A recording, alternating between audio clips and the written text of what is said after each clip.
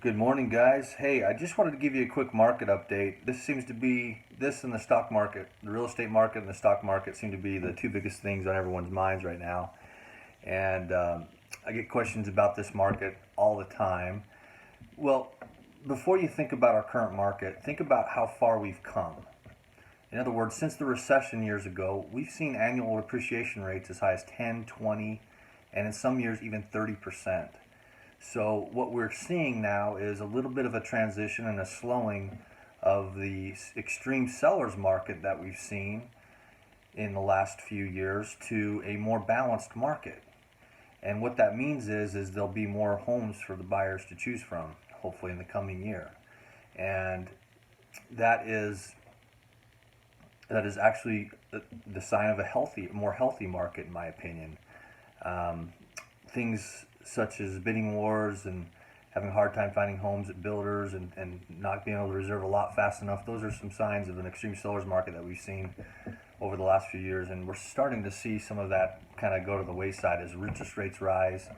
You're going to start seeing a little bit of more seller price reductions. You're going to see houses sitting on the market longer.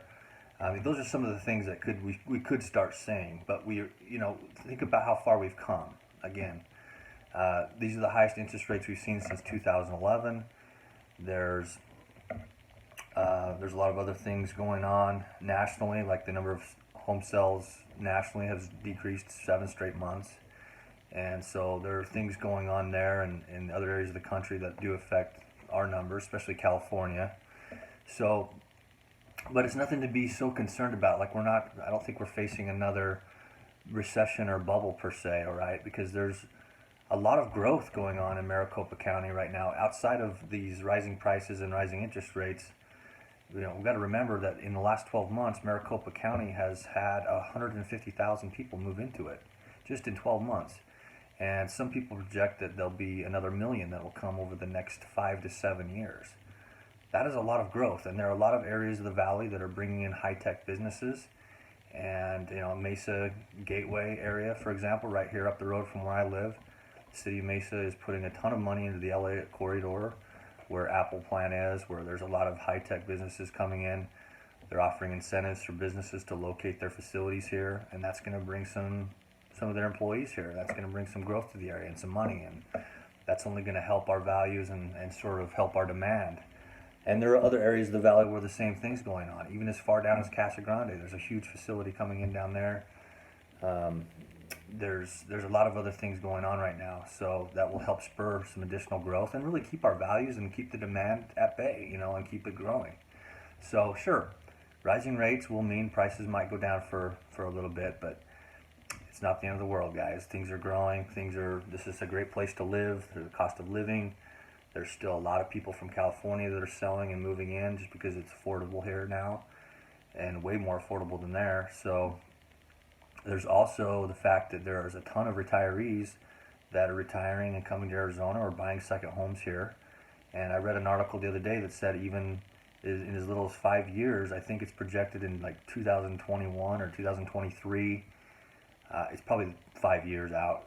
They said that the people ages 65 and older in this country will reach 80 million, and that'll outnumber those aged 18 and under for the first time in our country's history. So there's a lot of people that buy second homes here. There's snowbirds that come here and enjoy a second home, and again, because it's affordability, a lot of people decide to relocate here in those later years. So again, things will grow. They're growing from all ends of the market. I think as a seller right now, if you're looking to upsize or downsize, if the market over the next 3 to 5 years continues to increase, although it might slow down a little bit and not increase as much, your next home is going to increase in value as well. So it is a good time to take that equity and put it into your next home. And if you're betting against the market, then that's an even better reason to do it, to cash out and sort of protect your interest in your home there.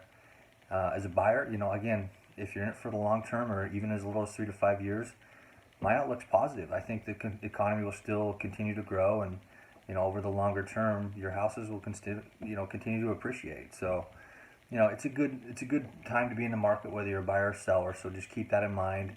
And as we watch the rates and the things happen, just keep that long-term perspective in mind and think about some of these local things that are going on here that will continue to spur interest in our market. So anyway, give me a call or send me a message if you have any questions, or certainly comment below if you have any specific questions.